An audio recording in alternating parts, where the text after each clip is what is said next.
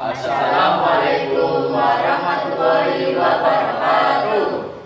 Perkenalkan, kami dari kelompok 3 yang beranggotakan saya Stefan Sigi Darmawan, absen 34. Saya Sumayaki Ahmad, absen 8. Saya Muhammad Prasetya Citama, 18. Saya Rizka Satya, absen 31. Saya Nur Nasima, absen 28. Saya Anissa Imtisal, absen 6. Langsung saja kita ke presentasinya ya.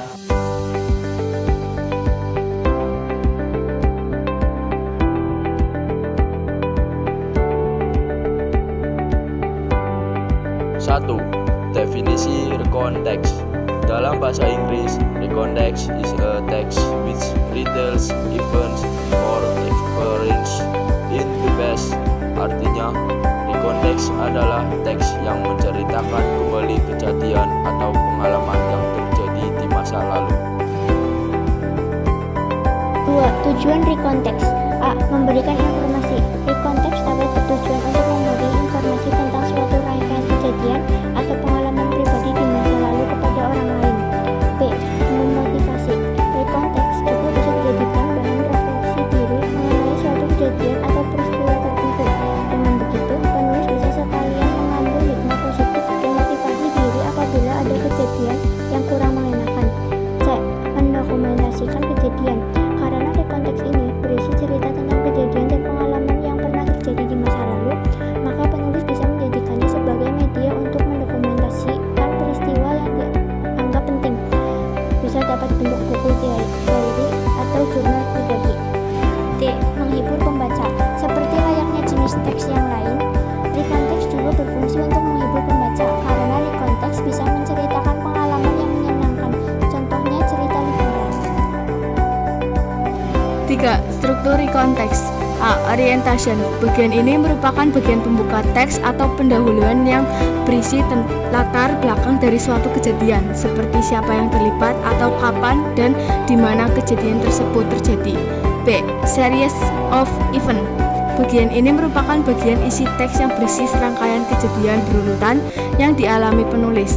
Misalnya, jika rekonteks tersebut menceritakan tentang pengalaman lomba, maka bagian series of event-nya berisi serangkaian kejadian yang dialami secara berurutan, mulai dari awal persiapan lomba hingga lomba berakhir. C. Reorientation. Bagian ini merupakan penutup teks yang berisi kesimpulan, pesan, kesan, atau perasaan penulis atas kejadian yang dialami. Misalnya, penulis menceritakan tentang pengalaman lombanya dan ternyata ia menang juara 1 dalam lomba tersebut. Maka penulis bisa menceritakan bagaimana gembiranya ia ketika tahu bahwa ia berhasil menang juara 1.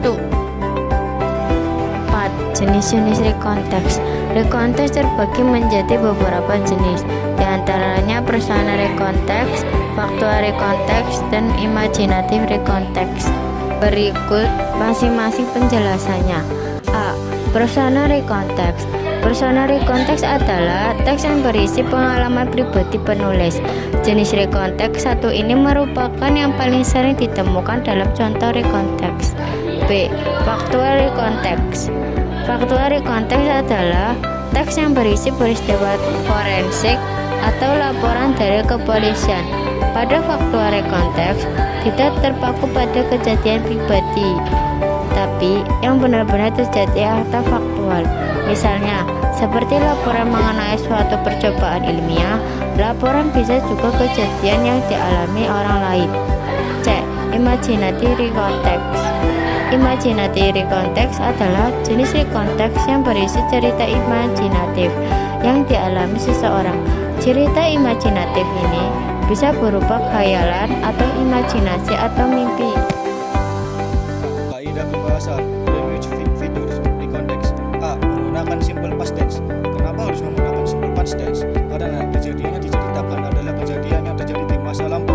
Jadi, kita harus menggunakan tensi yang berfungsi untuk mengungkapkan kejadian yang terjadi di masa lampau, yakni simple past tense. Pola kalimat simple past tense ada dua macam, yakni 1. Subjek plus verb. 2. Contoh, airan.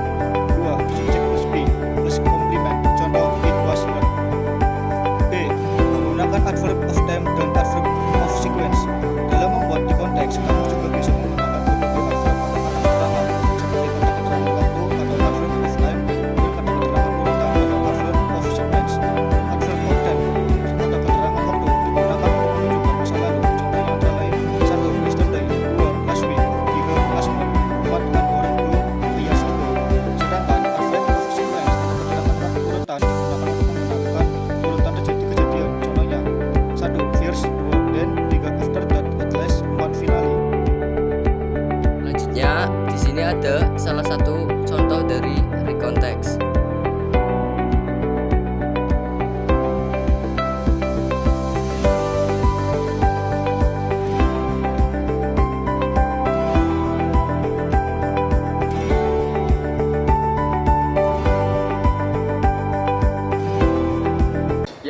presentasi dari kami.